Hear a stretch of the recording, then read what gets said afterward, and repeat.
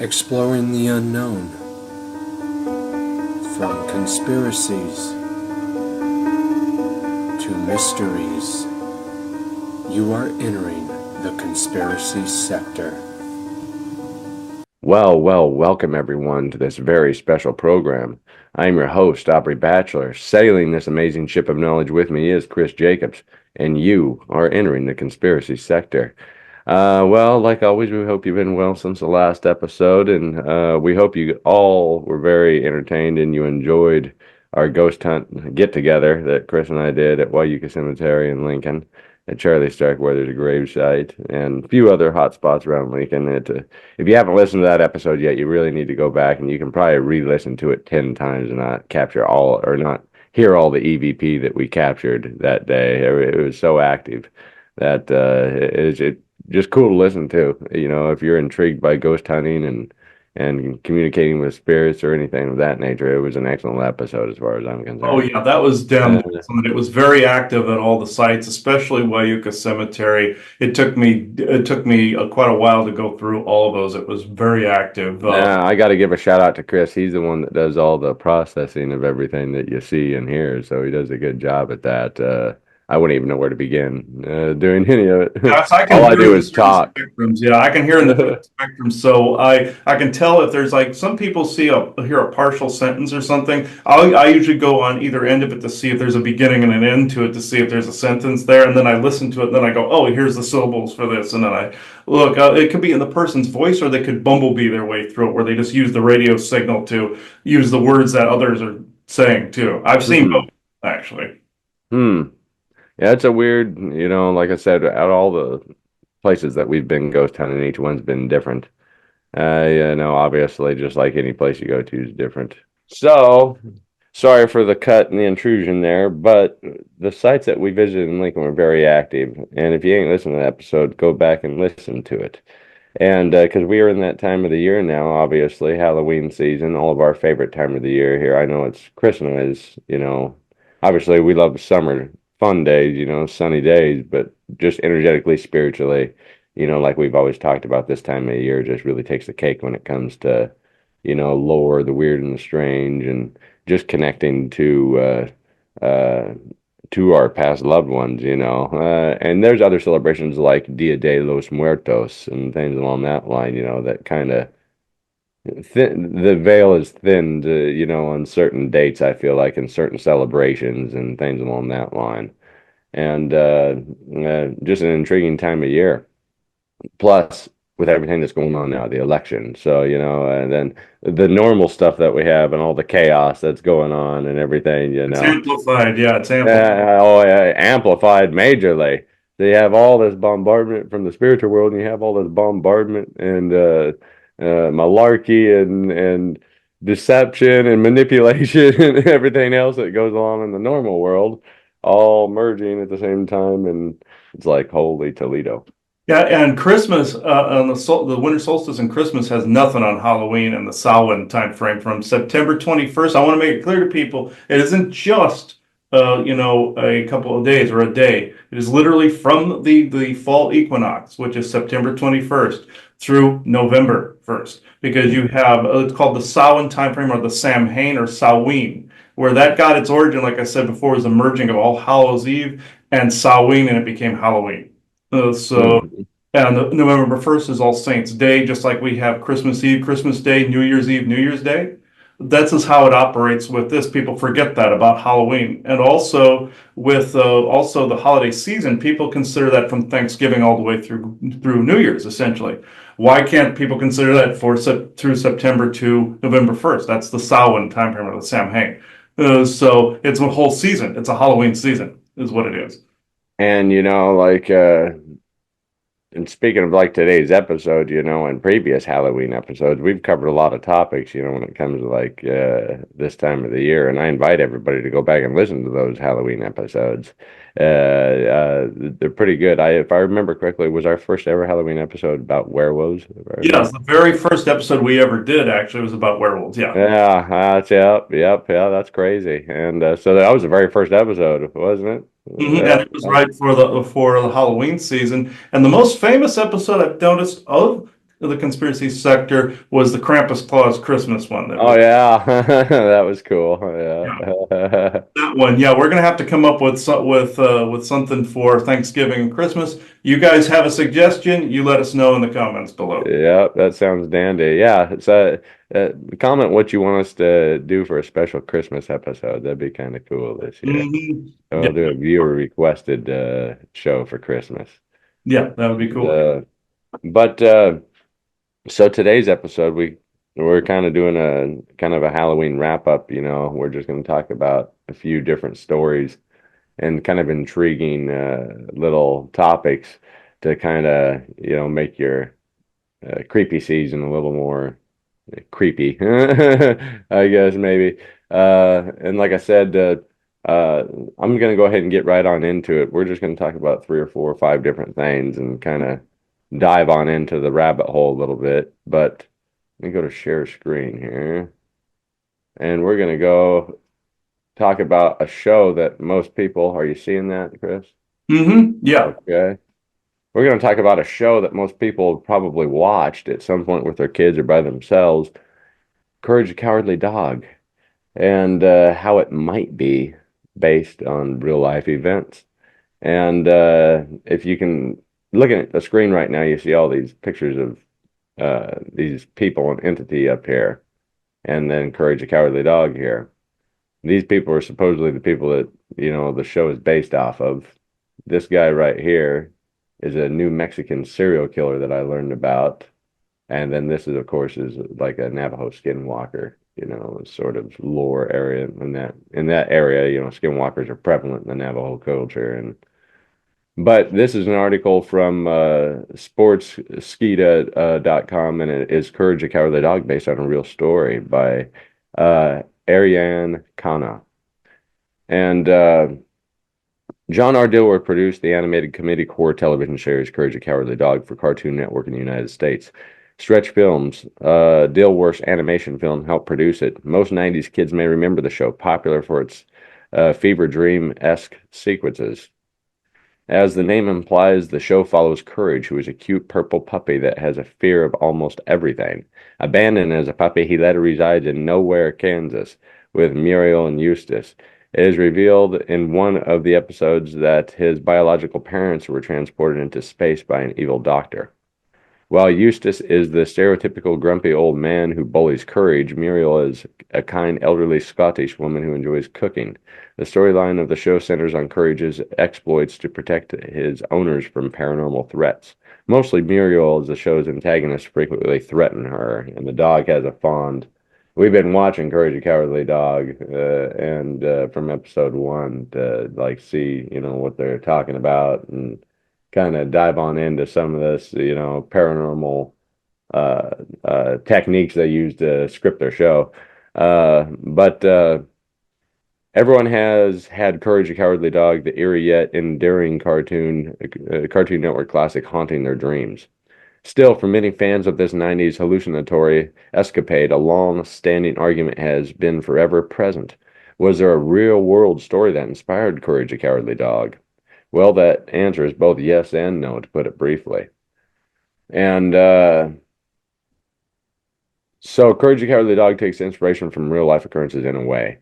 Courage the Cowardly Dog became a cult classic soon after airing in the 90s on a Cartoon Network. The show ended in 2002, but still has reruns, not counting the specials and the Scooby-Doo crossover. What in the world? Scooby-Doo crossover. Yeah. That might be kind of Do cool. more research on this show because I know there's some disclosure embedded in there as well. Yeah. Simpsons and like SpongeBob, there's some in there. Yeah. That'd be cool to talk about. I think we need to do that coming up. The makers assert that Ghost in a Shell and other modern animated works serve as influences for their creation. But if we dig a little more, we discover several actual incidences that match Courage the Cowardly Dog and its eerie, occasional humorous exploits. First of all, Truth or Consequences, New Mexico, which I've been there, nice hot springs, kind of a funky area, is home to the actual house that may have served as the model for Eustace and Muriel's modest dwelling in Nowhere. To strengthen that argument even more, CNN reported that many years ago there was a double kidnapping and murder that occurred in a house based in Truth or Consequences, New Mexico, which is that from that killer at the David Parker Ray, I think was his name up there. Thing's freezing again. Yep, right there. Thing's freezing on me again. Yeah, you're okay. It's been There we go. David Parker Ray, known as the Toy Box Killer, resided around 7 miles north of Truth or Consequences. Here, he found and abducted all of his victims. And this guy is chilling. I dug into his past and how he got away with what he got away with. Yeah. Uh, Here, he found and abducted all of his victims. Parker received a 224-year jail term for the abduction, sexual abuse, and subsequent death of 3 children. According to investigators, he killed 40 to 60 individuals. Numerous of these killings were never confirmed, and he was never tried for murder. He has a supposed 60 victims, but not one bone has ever been found anywhere. And Courage the Cowardly Dog is located in the middle of nowhere. In the 1990s, the population of Truth or Consequences, New Mexico, was around 3,000, making it a remote place and a quite literal, the middle of nowhere, and just the right place for David Parker Ray to track down his quarry. The show's writers would have been in trouble if they called Courage's town after its real name. Nevertheless, there are a lot of similarities, and yeah, it is kind of. Truth or Consequences got its name from a 1950s TV show called Truth or Consequences. They were doing a promotion, and actually, Bob Barker was one of the original hosts of Truth or Consequences before he went over into Price is Right. And that's how Truth or Consequences got its name. But it is the middle of nowhere, and if you've ever been out there, you can see how he could get away with this stuff. Oh yeah, I've been out there myself, and most of New Mexico is wilderness, so it's very, very open desert territory. Yeah, don't they call it the land of enchantment? Isn't that Land of enchantment? Yeah, exactly. There's that, and there's a lot of darkness that's happened in New Mexico as well. But yeah, good and bad has happened there. But I can honestly see how somebody, especially back then, could have gotten away with murdering somebody out there before we got going. Yeah. DNA. David Parker Ray was well known for searching homes that were remote and unconnected to towns while trekking down to Truth or Consequences. He would employ disguises after following his target to attempt to win over the families that lived in these remote houses. After identifying and learning about his targets, David Parker Ray employed 3 primary strategies: using an emotional tale to get sympathy and gain admission, deceiving the homeowners with extravagant offers of money or movies, etc., and cutting the phone connection and then promising assistance. Fans of Courage the Cowardly Dog may have already noticed the similarities between the gruesome real-life psychopath and many characters of the popular Cartoon Network show. The methods David Parker employed are all techniques that the villainous characters in Courage the Cowardly Dog frequently use. For example, one of the primary antagonists in the series, Le Quack, is a cunning and determined character. He is a con man with various guises, all of which are driven by an unquenchable need for wealth. He will use everyone to achieve his goals, torturing others while his unsettling and unconventional techniques. And that character is kind of a goofball in the show. I remember watching him in a couple episodes already. Reports claim that David kidnapped his victims, sedated them, and took them to his soundproof trailer, where he tortured them with ornate toys, hence his nickname. We call it his toy box. It's a soundproof torture chamber that's pretty sick. Yeah. But the couple that might have inspired Eustace, Muriel, and Courage the Cowardly Dog, Muriel and Eustace Baggy, an elderly couple who reside in the midst of nowhere, are one of the main focuses of Courage the Cowardly Dog. The couple and their dog experience strange occurrences like ghosts, aliens, and demons. In actuality, it's said that the old couple resided in a secluded area close to El Paso, Texas. William and Margaret Patterson lived in privacy and were described by those who encountered them as a grumpy old man and a kind of sweet old lady. The couple mysteriously disappeared from their Kern Place house 63 years ago, according to the El Paso Times. And I did some research into these couple, too. It's a strange case. Police say that they last saw the pair between March 5th and March 6th, 1957. There have been no leads, therefore, the disappearance of the Patterson family remains a mystery to this day. Nevertheless, stories of espionage and even UFO abductions have been prompted as the reason for their disappearance. Hmm. And this thing's freezing again, but the third theory is a skinwalker, and most people are aware of what skinwalkers are and what they're capable of doing. And so it's kind of an interesting little tale behind Courage the Cowardly Dog. An innocent little cartoon has possibly some all these dark backdrops to its creation. Hmm. Like we were saying, certain things of disclosure and things like that might be prevalent. We haven't gone that deep into it, but just kind of interesting surface talk to think that, that's what the show could be about, possibly. Yeah, that's actually interesting. Yeah, and if you guys want to see an episode on this, let us know. There's 3 shows that I know for absolute certainty have some disclosure stuff in them: The Simpsons, SpongeBob SquarePants, believe it or not, and Courage the Cowardly Dog. And it was very synchronistic. A friend of ours actually just brought up the Courage the Cowardly Dog thing a couple of days ago on text, where he and also on recording that he was not on recording, but he was telling me over Zoom that he had found some stuff in the cartoon. So that coincides with stuff we talk about. So that it had to do with real historical events, and then you, Aubrey, bring it up on Conspiracy Sector. So Yeah, it all works out. and you didn't know any of us had been talking about it, and you happened to do it. So that brings up a synchronicity. But I find that very, very interesting. I found a couple things myself. Let me see if I'll bring it. Yeah, you go ahead and dive on into yours. What in the world? Oh, there it that's goes. my That's yeah. you. That's just my.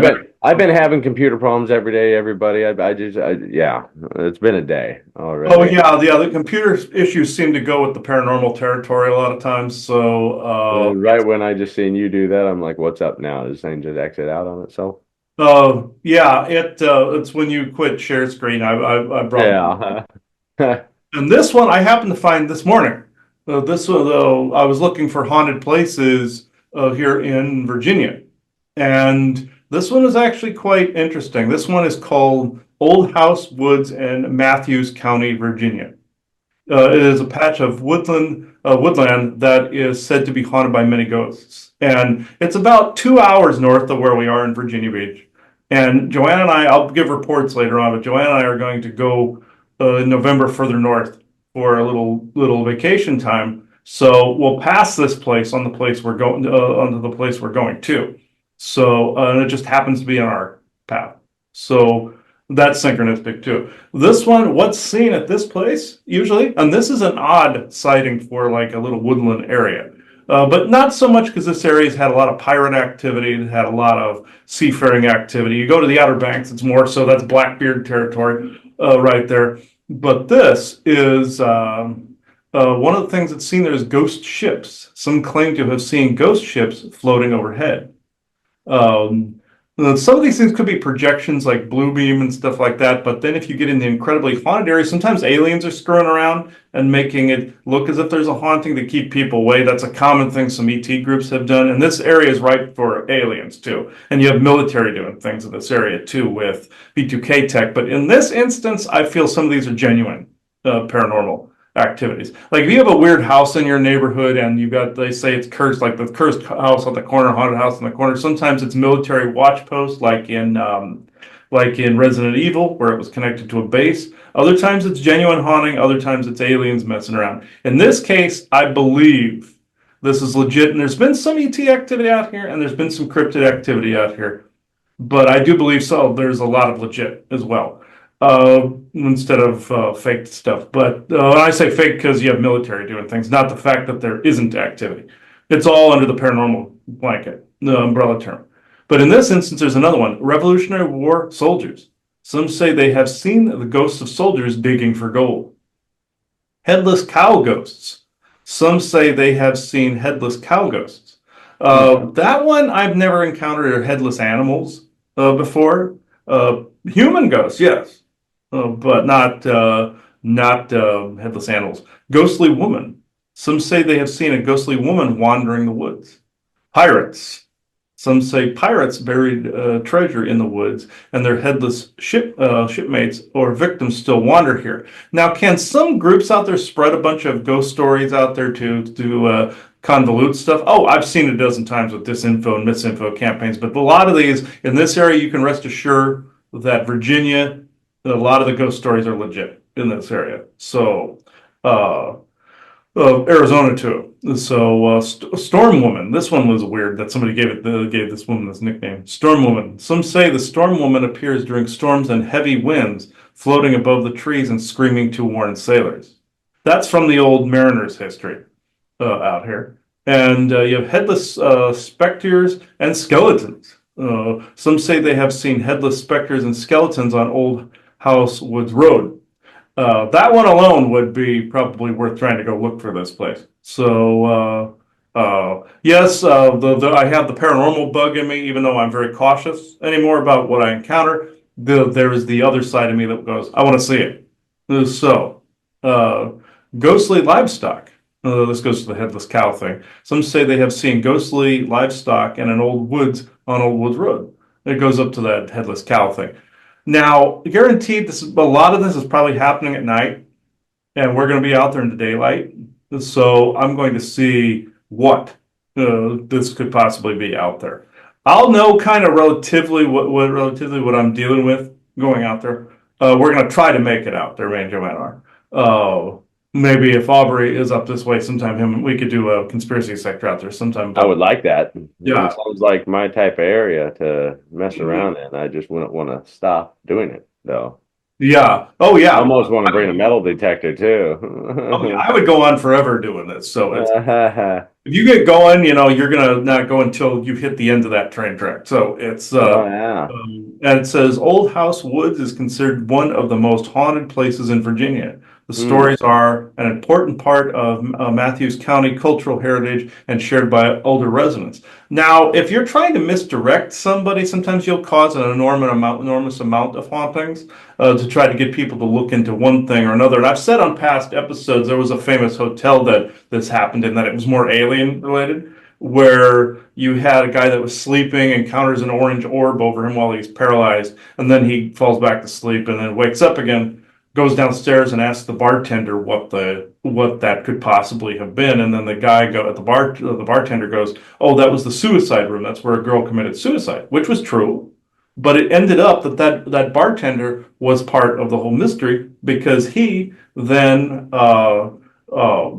misdirected the person to the haunting. This was actually more than likely the alien that was doing the activity in the hotel. And in order to not get caught, he misdirected the guy to a ghost story. And somebody asked me once, well, why did the aliens appear to the guy if they didn't want to get caught or didn't want to, get caught by anybody? I said they didn't appear to him. He caught them. People's brains are getting used to these energies that are around. See, they're starting to get used to the shenanigans that are going on in the background. People are acclimating. Humans adapt over a period of time. So that's what ended up happening. And sometimes aliens will pull shenanigans like some of these things on here. I've seen military light shows before, like places like Mount Shasta and places like that. I've noticed there's some military abductions, alien abductions that happen there. Per the light show people expected, the energetic light show. I'm not saying it's not on a ley line intersection, that there isn't real genuine activity going on, but there's a mix. With these, though, rest assured, I've been through spots here in Virginia, and there have been a lot more legitimate paranormal activity than shenanigan happening from like military or aliens. So rest assured, some of these are actually legit. Even talking about this, I'm getting a heavy chest, but at the same time, it's more of an intrigue as to why somebody wouldn't want me to be talking about these selected things. So now I got, what else do I have here? I believe that. Do you have anything else, Aubrey? Do you have another? I'll do one more, I guess. Yeah. Okay. Those are some interesting ones I've never heard of. I didn't hear about that until I woke up this morning. I got on something, told me to check for haunted sites here, and that was the main one that popped up. This is another one that I wanted to talk about. It's I'm keeping it kind of southwest here. Okay. But this is the worst ghosts of the Southwest. You kind of covered the East side. Now let's go over to the west side. There you go, the west side. It's This is from one of my favorite websites, actually. I love this website. This is atlasobscura.com. And this is an article by Kristen Winnett. And look at this. 31 Days of Halloween is on the title there. Hmm. So this is published on October 31st of 2014. So Yeah, all right. about 10 years ago. But if Halloween is the time of year for frightening tales of apparitions, night monsters, tombs, and vampires, these hauntingly normal ghosts of the Southwest dispel the myth that the supernatural beings are always out to haunt us. Sometimes they're just doing what they do best, being themselves. Here are 5 tales of the odd and unpredictable way that some ghosts are reported to hang out in the afterlife. Hmm. So, Miss Julia Lowell, the scorned prostitute who can't stop working Copper Queen Hotel in Bisbee, Arizona. Hmm. Luring men out. The demise of Miss Julia, Arizona's Copper Queen Hotel, is much like the demise of many a scorned women. One night, she serviced a new client, fell madly in love, wanted to marry, and after he revealed that she wasn't marriage material, decided to kill herself. While one night, while one might think that this Miss, who never became a Mrs., would be freed from the shackles of her job, nearly 100 years of sightings logged into the book at the reception confirm that she's more active than ever. Our scorned prostitute is flirtatious and alluring as always, only appears to men in scantily clad attire and dances seductive strip teases at the foot of their beds.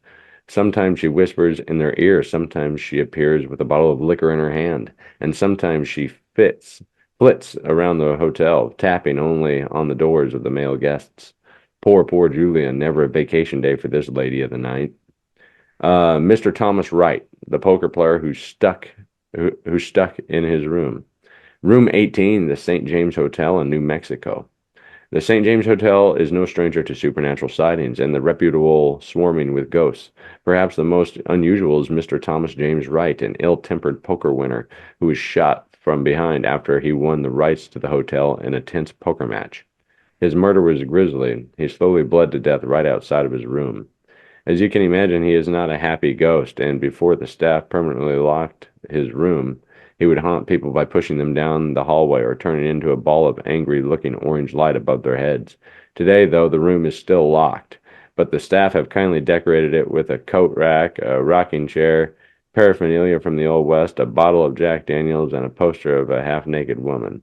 So while he can't really do much haunting these days because he apparently can't get out of his room, he can still be heard bumbling around, grumbling and refusing company. Hmm. There's his room apparently. The Bullock Hotel in, I believe, South Dakota, in Deadwood, South Dakota, I believe is similar, where it's Yep, I to, know where you're talking. yeah. Yeah, that's a haunted hotel. Deadwood's a haunted city. Oh yeah, Deadwood is haunted as holy hell. If you go there, if you're a paranormal investigator or enthusiast or buff, that's a spot to go. Yeah, it's one of the go-tos. Yeah. Kate Morgan, the lovely young lady who likes to shop and watch TV, Hotel de Coronado, California. Kate, reputedly a beautiful young woman, checked into California's famous Hotel de Coronado in 1892 and waited for her lover for 4 days. He didn't show up. In what was determined a suicide, she was found dead on the exterior steps of the hotel leading towards the beach after realizing that her lover would never come. She's supposedly been at the Coronado ever since, but there's no need to worry, as in life, this charming, youthful, innocent young lady is totally harmless in the afterlife. She's said to like hanging out in her former room, playing silly pranks on guests, watching TV. It often turns on and off by itself, walking along the beach and shopping in the gift shop. Uh, Pancho Villa, the revolutionary, still looking for his head. Uh, is that Gadsden Hotel, Arizona? Yeah, Gadsden. Hmm. Hmm. Pancho Villa, the famous revolutionary, former governor of Chihuahua, Mexico, and commander in the Mexican Revolution, has a much less decorated existence these days. As the story goes, after he was assassinated, loyalists cut off Villa's head and buried it in the site of the burned down Gadsden Hotel in Arizona. He had visited on horseback years before, and his horse had chipped a stair on the staircase, and the chip is still there. Where the hotel was rebuilt in the early 20th century, people started seeing apparitions of a tall, headless man in an army suit, believed to be Why does it keep doing that? Believed to be Pancho Villa's ghost, the apparition now haunts the basement and the hallways looking for his lost head. How anyone knows the identity of a headless man in an army suit is beyond us, but well, that's the way of the story goes.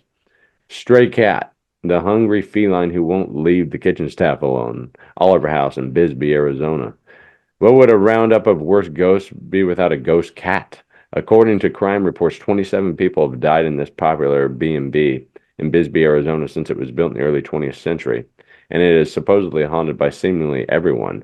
But the ghost who sleeps outdoors and eats rodents is perhaps the most interesting. The stray cat who lived outside the house for many years and was fed by the kitchen staff still roams the property, begging for food, sleeping in the sun, meowing, doing what felines do best, except while dead.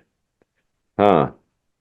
That's Pretty interesting. interesting. Those cats and things of that nature. Some are entities, I've noticed. If you watch the movie Dungeons and Dragons: Honor Among Thieves, there is a displacer demon type of cat-like being that's in that. That's actually more demonic.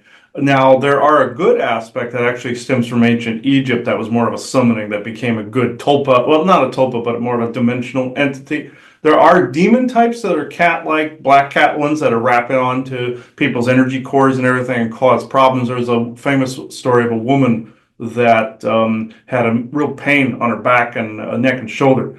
And she went to a trench worker like myself and got this taken care of, said it was a demon type. There's also another type that invades dreams where they are a cat or a dog type that if they bite you in a dream, you're going to get that body part gets infected and messed up. There are etheric, like contagions, viral, like venoms and stuff like that. People forget this part, so never let a entity in your dream bite you, ever. That I've run into that a multitude of times, and they do. I looked into my energy upon waking up. I had a cat-like one that was this raggedy-looking thing that was in a dream state. It looked all desiccated and everything, and they won't look right when you see them. And they also, if you eat too much, I noticed eat too much of the white refined sugar, you're going to start to attract a few of these. I've noticed it's weird how this happens. You consume too much of it. It's not like a candy bar or an ice cream or something. I mean, you have to really do it. And then you start to attract some of these things. I call them sugar demons because they siphon off like the salt demon did in Star Trek, that weird aquatic looking thing in Star Trek. It's kind of like that. It's a lot of demon types, so they will always vampire a particular chemical and or energy off of you. These particular ones go for like hearts, pancreases, anything that involves sugar in the blood or some kind of hemoglobin, like a vampire. So, but it's on an etheric level where they drain that away from it. I've seen these a multitude of times. There was even a dream I had where a dog rat looking one, looked like those rat things in the movie Willow, came in and hurt a dog that was in the dream with me, my mother, and the dog's eye fell out. I found out that ended up being what happened to Winston, our schnauzer. He got diabetes. So again, it was related to blood sugar. So I came across that. Now the kinder ones, like the spirit cats, like you have the good ones that act as guardians, like in Honor Among Thieves, where you see those cats that portal in and portal in that maze at the end of the movie. There's good ones that will portal into your house to act as a protector, kind of like a battle cat. They'll look like a regular cat and they'll transform into like a saber-toothed tiger or a lion or a leopard or something of that nature. This happens to be a kind animal spirit, though, that is coming into actually either into a familiar area like a ghost would, or if it's a protector spirit, it's actually coming in like one of those entities. A regular house cat can become this in the afterlife too, and can come in and help protect a property more than likely because there's something worse in the area, that it is actually there to kind of balance things out. I've seen that happen a multitude of times. But in this case, he's coming back to a place I feel that he was most comfortable.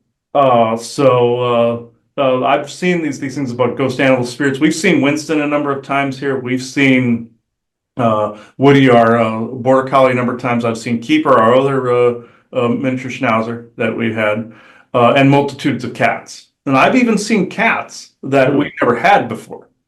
Like there was one that the spirit called himself Biff for whatever reason, and he came in and said he was our future cat. I've heard of cases like that. Sammy did that for my mother, where she drew a picture of a little dog ahead of time, and then therefore he showed up. He showed up eventually later. It ended up being Sammy. So he looked like her drawing. It's just when he lets his hair grow out, that's what her drawing looked like. But we cut his hair short enough to where he looked similar. But when he let it grow out with his beard and everything, he looked like the picture. So, but that's what I can think of that. I do have one more, and then we can round off the conversation if you want. But let me see. Go for it. Let me see. I got that. I'll share the screen. Come on, computer. Okay. All right. At some point, I'm going to get some conspiracy sector backgrounds with the computer done. Okay. This one, I won't read this whole thing. It's way too damn long. But it is the Colonial Ghosts tour, and then the site is called colonialghosts.com / the -ambler-family-of Jamestown / So this Jamestown, we've been to Jamestown a number of times, and it is ripe with activity. Very, very ripe with activity. This, let me see, where, let me see. Okay, here we are. I won't read the whole thing. Go to that site that you can see here in the screen share, to that URL. You can read the whole history of Jamestown, or at least the annotated version of it. So there is, okay, this one I'll go over this one paragraph here. Oh, let's see. I gotta make sure. Okay. Now, there was one member of the large Ambler family, which is a famous family there in Jamestown, one of the major contributors to Jamestown clan, whose story is not filled with happiness, love, and success. Lady Lydia Ambler lived a life of loneliness and heartbreak. People can still feel her angry spirit at the Ambler House ruins located on Island Drive. It's a brick edifice that's there that is rather creepy. I've done ghost box sessions there. I've gotten maybe a few little things, but Jamestown is haunted as hell. Yorktown even more so. So they're battlefields essentially. One's a town, one where people starved. There was a starving time where people resorted to cannibalism in Jamestown. So it's pretty dingy there. So before they got assistance later. But the Ambler House, built in the 1750s, was a two-story Georgian-style brick mansion. Its grand central hallway was flanked by two rooms. It had a well-maintained yard paved with beautiful walkways, but the house was ravaged by fire 3 times before being permanently abandoned, which is how it looks now. It's a shell. Today, only its frame remains. The ghost of Lydia Ambler has been seen wandering hopelessly around this creepy, deserted site. In August 1776, Lydia Ambler married a dashing young soldier named Alexander Maupin. Shortly after their wedding, Alexander was sent off to fight in the American Revolution. According to legend, poor Lydia was always on the lookout for his return. She would sometimes trek to the shores of the James River, which is the river right there that's engulfing part of the old Jamestown. It's actually flooded part of it, in hopes of seeing him come home. Otherwise, she would keep an eye out for her husband, Alexander, from one of the Ambler Mansion's windows. During one of her hours of vigilance, Benedict Arnold set the house on fire. Benedict Arnold first fought on the American side during the Revolutionary War, then became a British Army Brigadier General. That's to put it mildly. Benedict Arnold. Benedict Arnold. If people want to start seeing some colonial history, we could certainly go through some of the Revolutionary history at some point. Any of the ghost stories associated with that. Comments below, guys, if you want to start seeing some of that. But this was interesting because I've actually been there, and I've been to that shell of a house, and it actually, I'm going to look on that real fast to see if there is oh yeah, here's a picture of it. I forgot to show this real fast. There we go. And get back on share. Here we are. Right here is what this looks like. This shell of a building right here. I've done ghost box sessions out here, and I've gotten some things, but I didn't get any of the parties involved. There was a riff raff like what we saw in in Wyuka. There's a Starkweather, of course, is there, and then you had Carol Fugate, but then you saw that mishmash of a ton of things that were in there.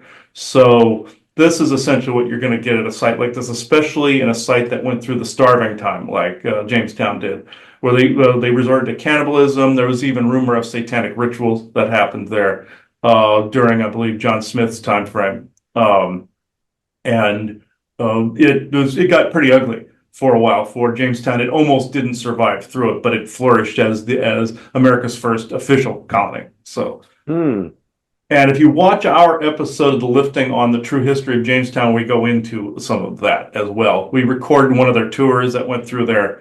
You go on our YouTube, you're going to find it in there in the Lifting episode pile. It's pretty interesting. Yeah, yeah. I thought that was quite interesting to add to this year's ghost stories as well. I'd like to go to these places at night, but Joanna is very apprehensive of doing that. They do allow certain things at times to let paranormal people in some of these places, but you really gotta push it, I feel. But Yorktown, I have not done a ghost box session in Yorktown.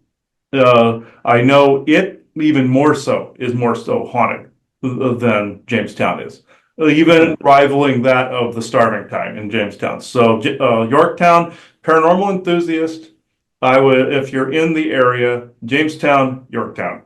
So aside from the woods, I have not been to the woods. That one might rival both of them for all I know. No, but I would those three. I know that the woods that we did at Seven Sisters Road that one time was creepy. Yeah. Oh, yeah. That was a creepy place. That was like what, probably 7 years ago, right now. Right now, yeah, we were out around Halloween 7 or so years ago.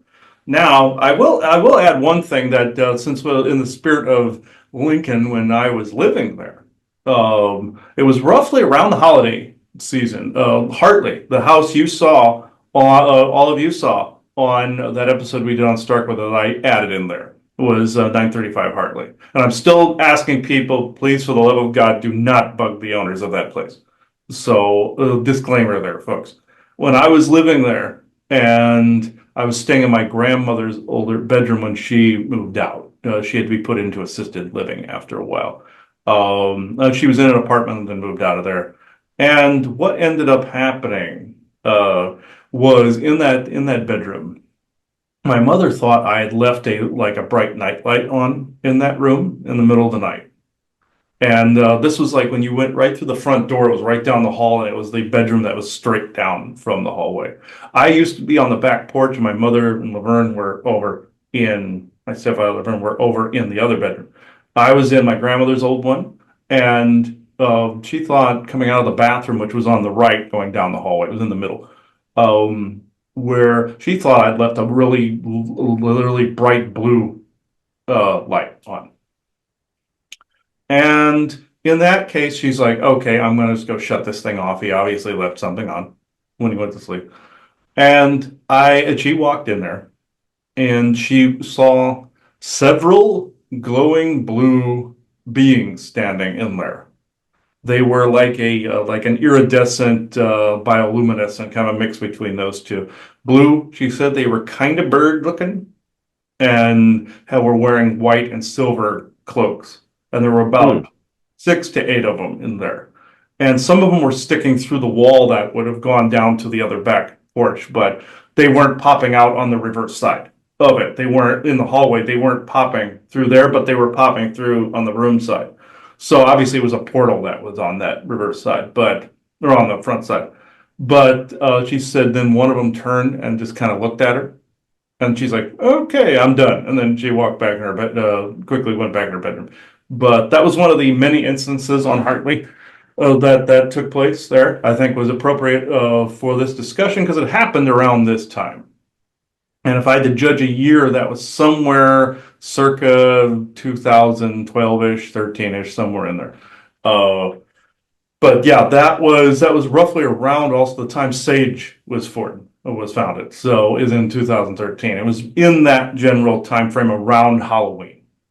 So if anybody was interested in that, but yeah, that was one that people I haven't really talked about at all too much.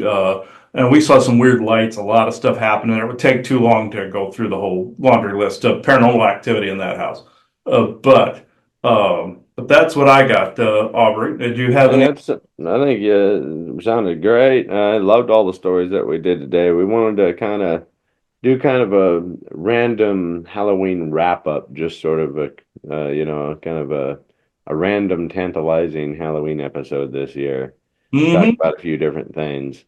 And we can go into some questioning real quick for our annual Halloween Mm-hmm. questioning and see what we get out of that. But I just want to wish everybody a good Halloween season, and I hope that they get a lot of tricks. Or I mean, a lot of treats instead of tricks. Tricks can be fun too if it's the right kind. Yeah, if it's the right kind. I just heard Isaac go, yeah, right kind. So Yeah, I'll show uh, you a trick if you give me a treat. uh, sometimes he goes, sometimes they can be one and the same. I just heard, depending on what you're into. So, yes, I'm well aware of that, Isaac. Yes. Okay. Are you though? Okay, let me see. All right. You can come in and talk. I don't know about which one he's going to refer to here, but all right. God dang, this dry mouth. I'm getting scratchy too here. I know it. Yeah, sometimes when the energies get stirred up, you get the cotton mouth. Though I've noticed there seems to be a pattern with activity, energies, and cotton mouth, and sometimes energy draining. It hits the adenoids for whatever reason, and it tends to hit, and also the lymph nodes around the neck too. It tends to hit too. I've noticed. So, all right, I think yes, true benevolent. I say because of this moment, I only open this to channel the true benevolence and conflicting agendas of this moment. All right.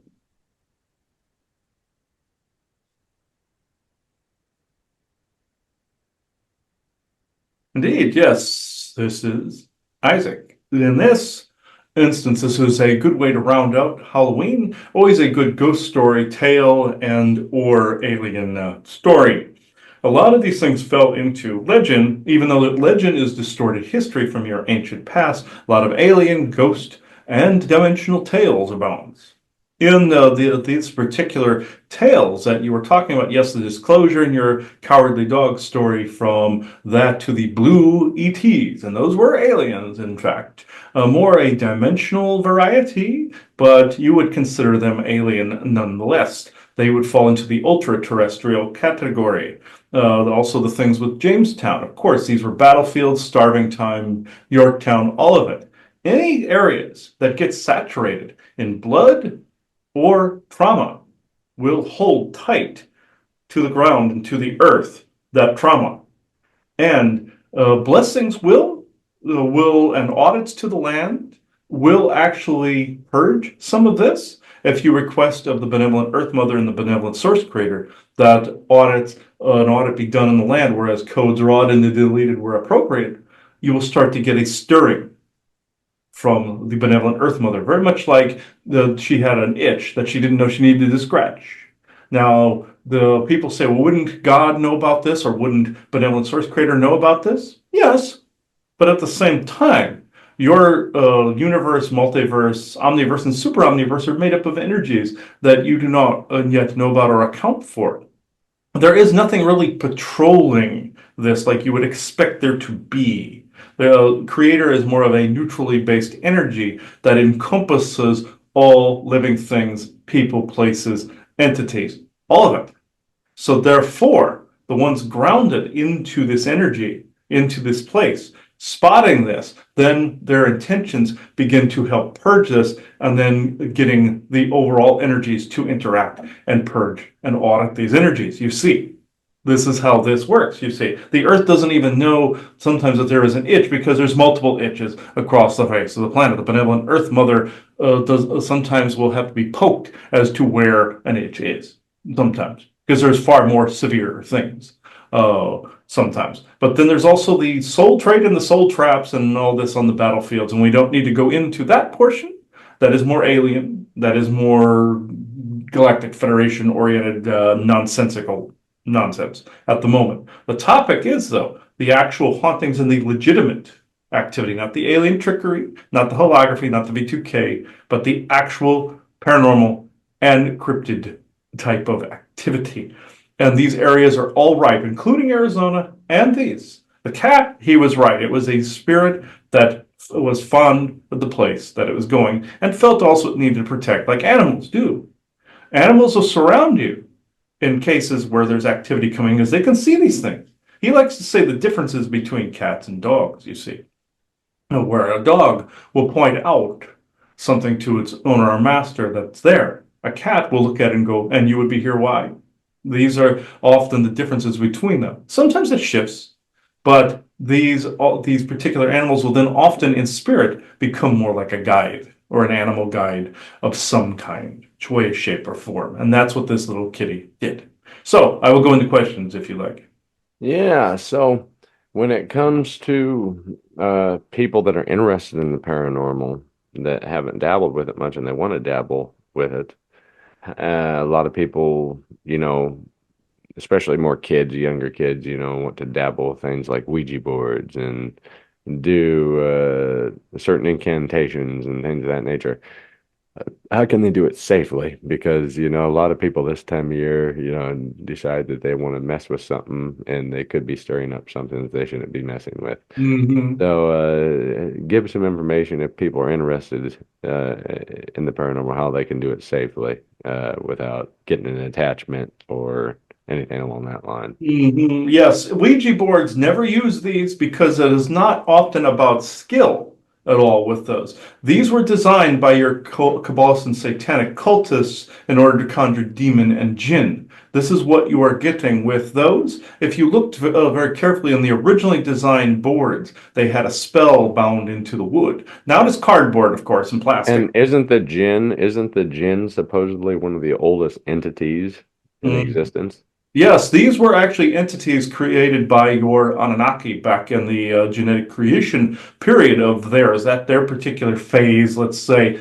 And they created both the fish-like types that are fire-like demons or sprites, and they created the big Arabic genies, you see, with this. And these were in order to access certain energies that only jinn could access, the species that came before. They were dimensionally based and they were captured by some of the Orion and Anunnaki forces that came into your world, you see, at the time, during the times of the old Orion Wars. Who could design what and throw what at whom, you see, as a weapon. Jinn could often be like the Q from Star Trek, where they could just snap their finger and something would change dynamically through the timelines. The forces that be, none of them wanted this, you see. And they then, somebody cultivated, captured them, and duplicated the genome. These were a plasmoid species that had an energetic core to them that they could tap into the multiverse and switch timelines on a whim. That's how these wishes are coming through. Hypothetical timelines, luck threads, as some call them, or in this case of like a jinn, they could just literally snap their fingers. And from your perspective, if you didn't jump timelines, you would see them vanish. They would just go to somewhere else in the multiverse, you see. So they started out good, did not end up that way. But for advice, what you were saying on, they're more feral now, but the advice on, at least most of them, advice on the paranormal, if you're getting into this, always do this safely. Do not stick the fork in the light socket at all. I know learning often begins with trauma and things that go bump in the night, let's just say, but always open your circles properly. Consider it more of a holy or temple-like space. Even though you're having fun with this, that is part of this. And then safely close that circle with that intention. Doing this will ensure that you do not get blowback, if any, at all, from any of these experiences. Consider all visits to haunted sites with respect. Consider them all in the midst of the fun, even though you are having fun doing the research. Do this safely. Most investigators do not do this, even with the equipment. Make sure the circle is open when you are invoking the presence of true benevolence with no conflicting agendas. But also in the circle, as he does with all the episodes, closing the circle within true benevolence with no conflicting agendas. That might be a mouthful, but for intention-wise, just have even if you don't want to utter the words, The intention is it done safely for you and your crew, open and then closed with the same, and nothing follows you home that is not for your highest good and highest vibrations. Now, if you're investigating something that is dark and decrepit, like you guys did with Starkweather, you guys knew enough in your intentions to have yourselves shielded. Yes, you had some crap that came back with you because that's what they do. I'm not saying that you can't protect yourself otherwise, but know that even some of the most peaceful haunted places are still haunted and ripe with activity. So if you go in there with the bright energy you guys did, of course you're going to get some more activity stirred up. But also, with something like Starkweather, just know and have the grounded intention that he is harmless against you. You are actually armored, you are surrounded in your infinite soul energy, or as he does, with a suit of armor around him at all times, or even carries devices and talismans with him. These are the safety protocols I would recommend.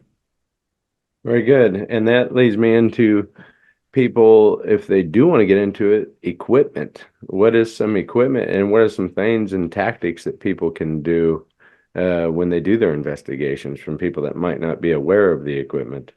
Now, your ghost box, there's a double-edged sword there. If it is used usually beyond the 5-minute marker, you tend to not always get what you planned for, like what happened with you guys with the riffraff of all that was heard on there. Now, if it's done safely, yes, you can go beyond it, but I would recommend between 3 and 5 minutes. But if you are doing a full-fledged investigation, usually that's not practical. So what I would recommend is, yes, using one of these, but not in your home. And say if you went out to a decrepitly haunted place, like a haunted asylum or something of that nature. For safety purposes, I would say switching out your equipment. But the equipment used, you could use a REM pod, which is like a theremin device in its own right. Millimeter, which is pretty much the same. Cameras, of course, full spectrum. You will get things on full spectrum and infrared. And also the device where everybody looks like stick figures. Mm-hmm. That is essentially also the same as your Xbox 360 Connect. Somebody actually used one of these, and a ghost was playing a game via the infrared signals. You see, interacting with that device. This gave rise to some of the paranormal detection equipment. Sometimes the simpler aspects of the tech are better. Because sometimes you have to replace the equipment. If it gets too bogged down, it won't give you accurate results. Also sigils, if you wish to sigil your equipment, like say with his Merkaba symbols and things of that nature, like what's on the wall behind him, it's highly recommended. It will prolong the use of the equipment, and you will get more of the accurate results you wanted without some dark demon possessing the equipment like it would your body. I would highly recommend the switching out of the equipment. Now, surveillance cameras. Have cameras that are capable of going both the ultraviolet spectrum, full spectrum, and also infrared that can switch between them on a whim, where you can toggle between those. And also, if you in your home, I know most people have doorbell cameras. I would highly recommend against these because they tend to attract, and home security systems tend to attract paranormal activity. He had this too with his landlord's, the owner of the house's equipment. They had to unplug it because the equipment kept saying something was messing with the sensor in the living room. These were ghosts doing this. So now if you want the activity, fine. If that's your fetish, go right ahead. But in this particular way, I kid, but I also do not. Again, you should have a joy in what you do and a passion for what you do. Of course, like the Ghostbusters having the passion for this. But just know there are drawbacks, and there's a treasure trove of information you can get from this. These types of cameras that I said before, the full spectrum, are the very best ones to get the full spectrum of activity in a multitude of different frequencies. Now, EVP recorders, it's the same as with Ghostbox. Have equipment that can hear into a broad spectrum of sound frequencies in lower and higher bandwidths. And in the software you use, he uses the Premiere Editor, which is great, but at the same time have another sound editor where you can slow the recording down to, like he said, like 5% of normal. And also, if you can flip the recording backwards, you will find a whole other set in there, including the humans that are in there. If you flip the recording backwards, you will hear the true thoughts emanating from them. This doesn't always apply, but it mostly applies. This is something that people don't touch on too often anymore. They think it falls under conspiracy theory or fringe, but usually what falls under fringe needs to be looked at closer. But these are the bits of equipment I would recommend if you wanted to find something interesting. Thank you. I hope that kind of would give everybody a good little in-depth overview if they're curious about this field or want to take it further. If they've started it, they're dabbling and they're intrigued by this field of study. But that pretty well sums it up. I just wanted to give everybody an in-depth overview for all of that, and I appreciate you. Thank you. And also be careful when you do this, please, because especially do not use Ouija boards if you own one. I would highly suggest that you take it out back, douse it in lighter fluid, and set it ablaze. Because in this particular way, you will set free all of those energies that got trapped in there as well. Change out your tarot decks as well from time to time, even if you buy the same one, because sometimes those things can get bogged down with that open and close circle. If you're a tarot reader, do the same and don't rapid fire a bunch of clients. Open and close circle. All those energies saturate over a period of time. And check all your team members over. Have a trench worker and your skeptics in the paranormal team at the same time. This precludes the fact of you getting any demon attachments. I know the scientist in you guys, and the curious seeker in you guys want to see the possession so it can be proven. Know there are government agencies out there that have already proven this, like you see your TV shows like your Fringe and other ones that are out there, Lazarus Project and all those that show time travel, show all these things in your government projects. They have a detailed glossary. And in some cases, if you were able to prove it, I say some, if you were able to prove it, they confiscate it, like with UFOs. But in some cases anymore, people are getting proof by both the positive and the negative. I'm saying in all of these cases, be careful, run your tests, run your controlled experiments, but at the same time, always be careful doing this. So thank you for having me on. Yeah, thank you. And yeah, and he's correct because I've run into a multitude of things that I had no intention of running into. Even on Hartley, we used a ghost box there, and I would highly, highly recommend you do not. It's basically shitting where you're eating. You do not want to use it at your house because you'll draw in a multitude of activity. That your house is your temple space, your sacred space, your sovereign space. You go to some old asylum to do this work and cleanse the equipment before you leave. And once a quarter, you may have to switch it out if it's become too corrupted, or you're going to attract the activity from the other places. It's going to get saturated in, if the torsion field of that haunted area is stronger than, say, where you've had it stored, you're going to carry that residual from place to place and you're going to contaminate your evidence anyway. And so that, and also ghosts can go anywhere. And they aren't just bound to a house like you see in Beetlejuice, where you have the boundary lines where they fall into the other. It does sometimes, but ghosts can also follow you, so can demons, so can aliens. Watch for this and make sure that it's not screwing your life up. I've heard too many stories about some of the activity screwing your life up because people don't open and close the circles and protect themselves. Now, religious metals really don't do this. Like if you do archangel stuff and all this other stuff, it doesn't work. The ones that do work are usually the symbols. So like a regular cross, I've seen that work a multitude of times. I've seen, I'll show you this one that we use. I've seen ours here works very well, like the one on the wall. And I can even feel the energy fluctuating by moving that around. The eyeball here, we've tested this eyeball, works well. So, with that said, I'm actually good, Aubrey, unless you have something else to add to this. No, I think we covered it pretty well. And like I said, I hope everybody just has a great Halloween season. And we're going to be, transferring from Halloween into winter and all the other festive times. And like I said, if there's any topics you guys would like for a Christmas episode, something special that you want us to investigate and talk about, comment it down below.